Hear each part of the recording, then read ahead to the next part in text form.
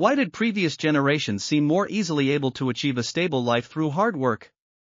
The problem is not necessarily that people today are less hardworking. The economic system itself has changed. When asset prices rise faster than wages, a society begins to experience a very clear phenomenon. People who own assets have an easier path to benefiting from future growth. People without assets must pay much higher costs to enter the same system. This is not simply a problem of inequality. It is a fundamental change in the path to building wealth. Many economic reports like to emphasize: consumers remain strong. Shopping activity remains high. Corporate sales continue growing. These are often viewed as important signs of a healthy economy. However, one critical question is often ignored. Are people consuming with their income? Or are they consuming with debt? These two situations may look very similar, but the results are completely different. If a household's income increases, and they purchase more goods, that is healthy growth, because future income can continue supporting that lifestyle. But if a household's income does not significantly improve, and they maintain consumption through credit cards and loans, the economic data may still look impressive in the short term. Store sales increase.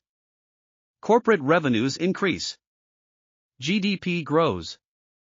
But this kind of growth is built on spending future income in advance.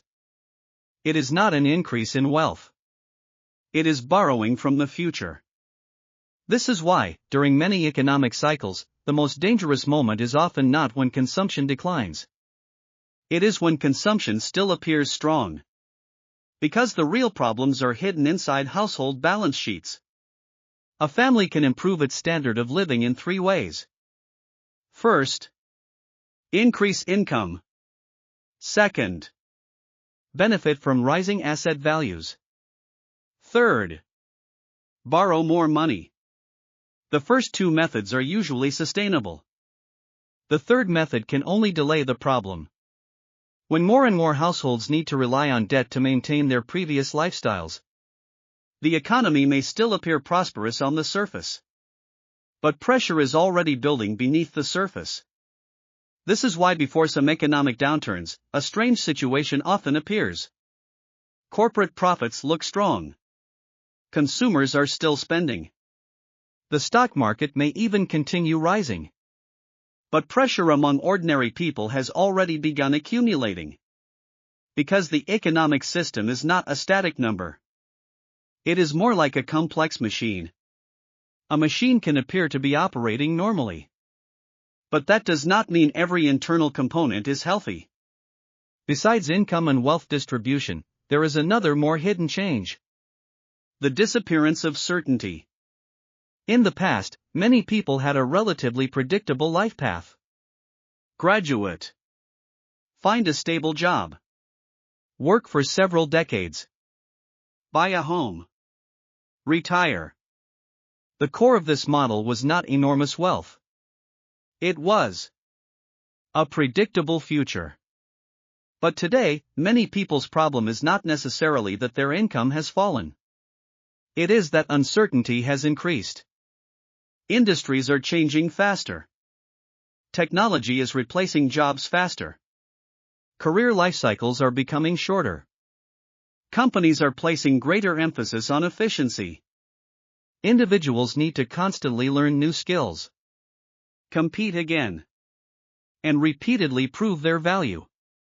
For companies, this represents higher productivity. For individuals, however, it means greater pressure. Especially in an era of rapid artificial intelligence development. Many people are asking, will my job still exist in the future? This anxiety itself has become part of economic change. Because the modern economy is shifting from an era of stable employment toward an era of continuous adaptation. This does not mean the future will necessarily be worse. Technological progress has indeed created enormous opportunities. But the key question is, How will the value created by technology be distributed? Throughout history, every industrial revolution has created new wealth. But wealth does not automatically spread evenly. It depends on who owns the technology, who controls the resources, who is able to participate in the new growth. Now let's return to the original question. Why do economic indicators show growth while many people feel their lives are getting worse? The answer may be: we are using measurements designed to describe the whole economy, to explain the experiences of individuals. GDP tells us how much value the economy has produced. But it does not tell us who received that value. The stock market tells us how the value of corporate assets has changed. But it does not tell us how many people actually own those assets. Employment data tells us how many people have jobs. But it does not necessarily tell us the quality of those jobs. This is one of the most important issues in the modern economy. The indicators are not wrong. But indicators do not represent the entire reality. A thermometer showing 25 degrees is not lying.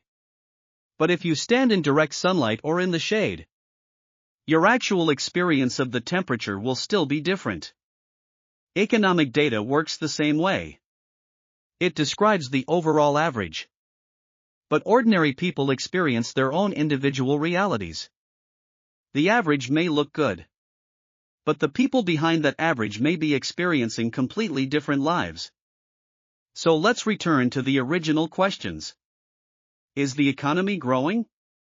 Is that true? Yes. Are ordinary people's lives moving backward? Is that true? For many people, yes. These two things can exist at the same time. Because economic growth does not automatically become wealth growth for everyone. The truly important question in the future is not only how much is the economy growing? How much has GDP increased? How much profit are companies creating? More importantly, who ultimately owns the benefits of that growth? If future growth mainly comes from artificial intelligence, automation, improved capital efficiency, technological innovation, then the greatest challenge is not creating wealth. The challenge is: how can more people participate in creating and sharing that wealth?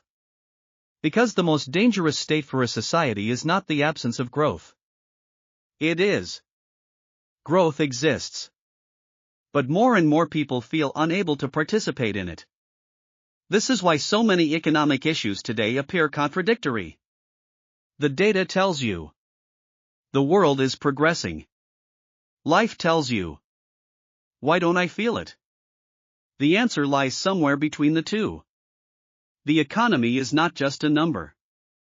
It is a system that distributes wealth, opportunities, and risks. To truly understand the economy, we should not only ask, is the economy growing? We should also ask, who benefits from the growth? Who bears the costs? Who owns the future?